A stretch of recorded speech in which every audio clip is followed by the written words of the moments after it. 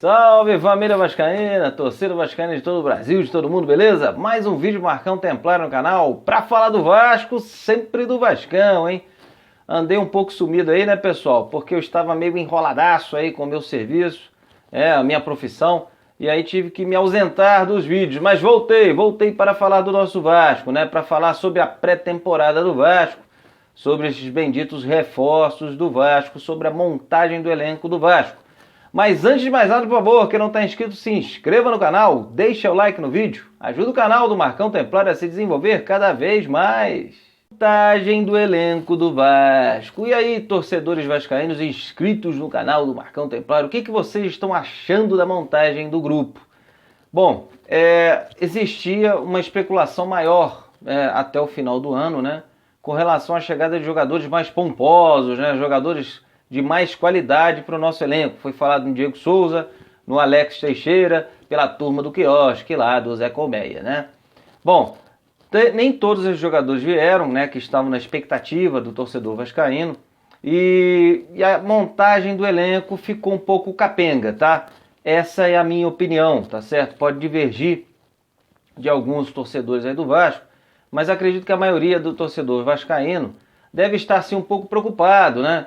Ficou capenga, né? Eu acho que tá faltando ali pelo menos mais um primeiro volante, um volante com características de primeiro volante. Eu acho que ficou faltando isso. O Lucas Mineiro tem essa característica, o Raul pode fazer essa função, o Felipe Baixo pode fazer essa função, mas não é nenhum deles, é aquele jogador que você fala, é o titular da posição, né? Com relação à defesa, eu acho que tudo bem, o Vasco contratou 2 laterais direitos, igual a gente já vinha sinalizando a necessidade disso. Contratou mais um lateral esquerdo, né? Porque o Ramon só volta em junho, julho, né? E depois de 2 cirurgias de joelho, já com uma certa idade aí, para 31 anos, a gente já não sabe mais como é que vai ser o Ramon daqui para frente nessa reta final de carreira. Então o Vasco contratou o lateral esquerdo. Para defesa, para nossa zaga, não veio ninguém, né? E ainda existem sondagens do Vasco atrás de mais um zagueiro. Eu acho que seria interessante sim. Ficar aguardando o retorno do Breno também é uma incógnita, né? O senhor Breno vem tendo muitas cirurgias, muitas dores de joelho, que dificultam o seu retorno aos gramados. Então eu acho que mais um zagueiro seria interessante. Surgiu aí agora essa especulação aí do Erler, né? Que poderia ter recebido uma proposta do futebol turco, mas acredito que não vai dar certo, porque seria por empréstimo. O senhor Campelo, né, Campelo? Trabalha! Não vai deixar o Erler sair por empréstimo com o Breno no departamento médico e sem contratar mais um zagueiro. Com relação aos meias avançados, eu acho que o Vasco tem sim boas opções à frente dos volantes ali, né? Nós temos aí o nosso bruxo, né, o Bruno César, que vem com muita expectativa para ser de fato o camisa 10 que o Vasco tanto precisa, né? O Vasco ficou com o Pikachu, ainda tem Marrone, né? Tem o Thiago Galhardo, tem o Dudu, o Lucas Santos, que tá voando nessa sub-20, não era para estar lá, né? Ele é bem baixinho, mas é rápido e tem muita habilidade, tem que subir logo pro profissional, né? Ficar no profissional. O Vasco tem Maxi Lopes e trouxe o Ribamar. Eu acho que do meio para frente, à frente dos volantes, até que tá legal. Mas eu acredito que o Pikachu só não saiu do Vasco porque proposta de fato concreta e interessante, não só para o jogador como para o Vasco, não surgiu. Porque, para mim, essa é a sensação que eu tinha, tanto o Pikachu quanto o Vasco, né, quanto o Vasco de Campelo, estariam dispostos a negociá-lo para fazer uma grana aí. E isso não aconteceu. Talvez isso volte a acontecer na janela do meio do ano. Mesma coisa para o Andrei. Eu também acho que, pelas especulações, o senhor Campelo estaria assim, disposto a negociar o Andrei, só que por uma grana mais alta. Isso ainda não apareceu, né? São 2 jogadores que eu acho que ainda vão sair do Vasco ao longo dessa temporada. Fica sim uma carência nesse elenco, tá? Eu acho que tinha que pintar um primeiro volante, talvez mais um meia ou um atacante pelos lados, né?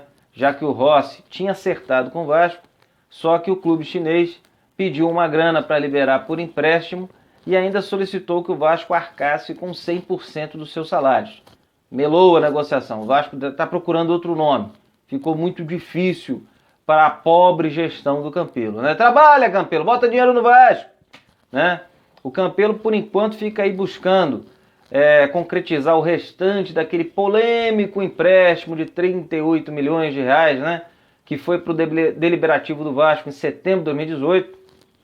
Está tentando concluir o restante desse empréstimo, faltam acho que 18 milhões de reais para concretizar aquele famoso empréstimo. E aí o Vasco conseguiria quitar 13º e dezembro, né? Os salários de jogadores e comissão técnica e funcionários do Vasco. É o Vasco pobre de Campelo, né? É o que a gente sempre cobra, né? Ô, senhor Bruno Baia, vice-presidente de marketing do Vasco, cadê o Vem Mais por aí? Cadê o Vem Mais por aí? Hashtag Vem Mais por aí. Não apareceu patrocínio master, né? Nada de patrocínio master até agora. O Vasco precisa de investidores, né? O Vasco precisa de investidores para poder continuar a montar o elenco vascaíno, reforçar mais peças aí. O Vasco precisa de mais uns 3 a 4 nomes de qualidade para o Vasco de fato montar ali um elenco forte para disputar as poucas competições que ele tem para disputar esse ano, né?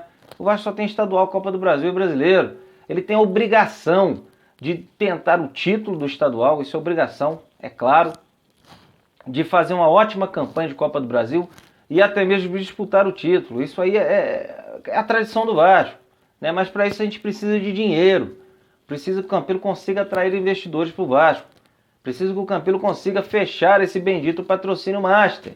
Né, Bruno Maia? Hashtag Vem Mais por aí. Cadê, Bruno Maia? Cadê? Só perfumaria não dá. Ah, eu vou dar uma blusa nova do Vasco para vocês. Ah, eu vou botar uma faixa lá, comemoração de 55, 60 anos do título da Libertadores lá de 48. É perfumaria, queremos grana, muita grana no Vasco, né? Outra coisa também importante, né, que a gente tem que ressaltar, essa equipe da Sub-20 do Vasco tá voando aí na Copa São Paulo, né? Tem muitos talentos surgindo no Vasco. Eu espero só que empresários não atrapalhem a subida desses jogadores para o profissional. Eu acho estranho o Lucas Santos não estar na equipe de cima. Tinha que estar treinando lá com a equipe de cima. É jogador para disputar posição ali do meio para frente. Estou gostando de ver o Thales, o Caio Lopes, né? Tem o Thiago Reis, pô, o cara artilheiro aí, tem faro de gol. Tem bastante gente que joga muito ali naquele time. Tem um rapaz que está no banco, né? O Riquelme, lateral esquerdo. Esse moleque voa. Eu já acompanho ele nas redes sociais aí pelo menos há uns 2 anos.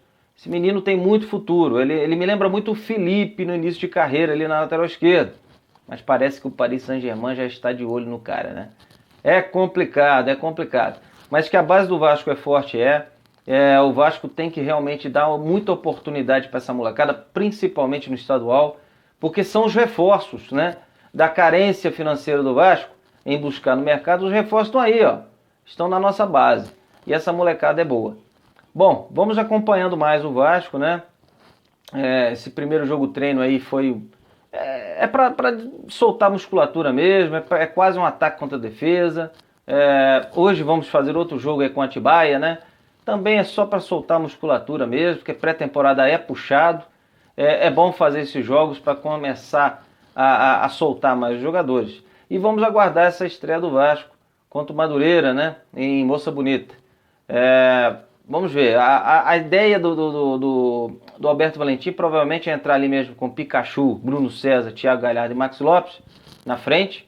O Ribamar fica como opção para segundo tempo, né? Eu acho que é um quarteto muito interessante, sim, em termos de futebol sul-americano, futebol brasileiro. O Vasco entra com muita habilidade, com velocidade, agora com possibilidade de bolas paradas, né, com o Bruno César. Pênalti a gente nem discute, né? Maxi Lopes é excelente, o Pikachu também. Então do meio para frente o Vasco está bem. Eu acho que só os volantes é que fica essa dúvida aí. É Raul e Andrei, é o Felipe Bastos com o William Maranhão, é tudo mais ou menos do mesmo nível, né? É um nível um pouco baixo, o Vasco precisa de mais qualidade nos volantes. A defesa provavelmente é o Erley e Castan mesmo, né?